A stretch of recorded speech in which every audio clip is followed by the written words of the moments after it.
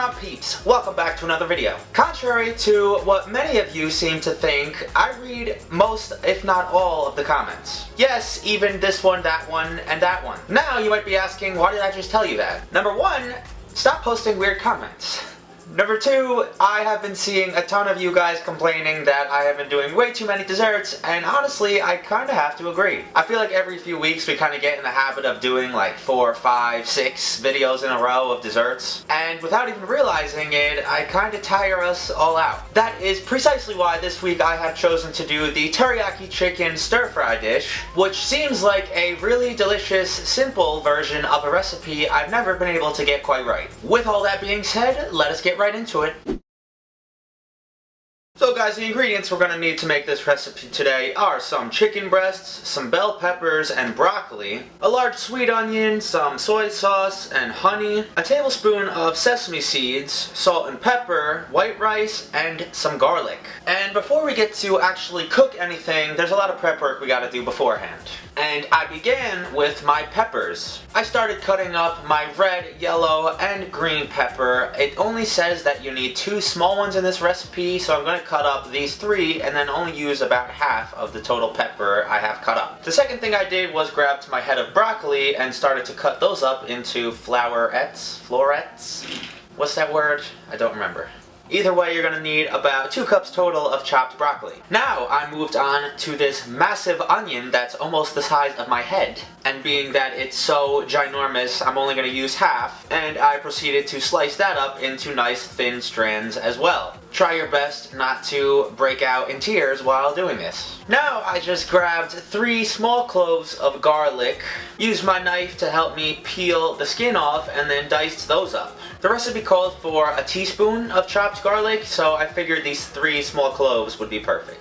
And finally, for the main event of this recipe, I grabbed my chicken breast, gave it a quick rinse in some cold water, and then tried to peel some of the fat off of the sides. Once it was all cleaned up, I diced it into small bite-sized pieces. And finally, we have completed all the prep work we need to make this recipe. So you're gonna go over to your stove, throw some oil down in a hot pan, and begin by throwing down your chicken.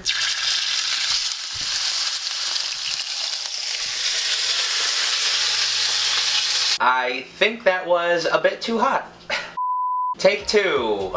Alright, much better. You want to toss the chicken with some salt and a little bit of pepper in the oil until all the sides turn white and it's almost all the way cooked. I made a little room in the middle of the pan, threw down my minced up garlic, tried to toss that throughout my chicken, and we can begin to construct the sauce. Start with a half cup of soy sauce, a third of a cup of honey, and a tablespoon of sesame seeds. You're going to want to let that cook down a little bit over low to medium heat for about 5 to 7-ish minutes or until the sauce thickens up just like this. Proceed to add all of your white onion, your peppers, 2 cups of your chopped up broccoli, and toss those all into your sauce until everything gets a nice coating. I also really quickly whipped up a batch of white rice that I did off camera, topped it with a big portion of the chicken on one side, the vegetables on the other, and some sesame seeds. I'm just praying that this tastes as good as it looks.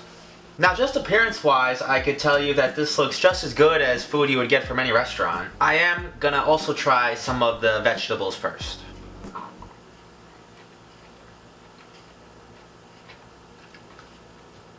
A tad bit overcooked, I'd say. Some people probably like it cooked this way, but I'd prefer if they were a little bit crunchier. The taste is really good though. Now, let's get some chicken.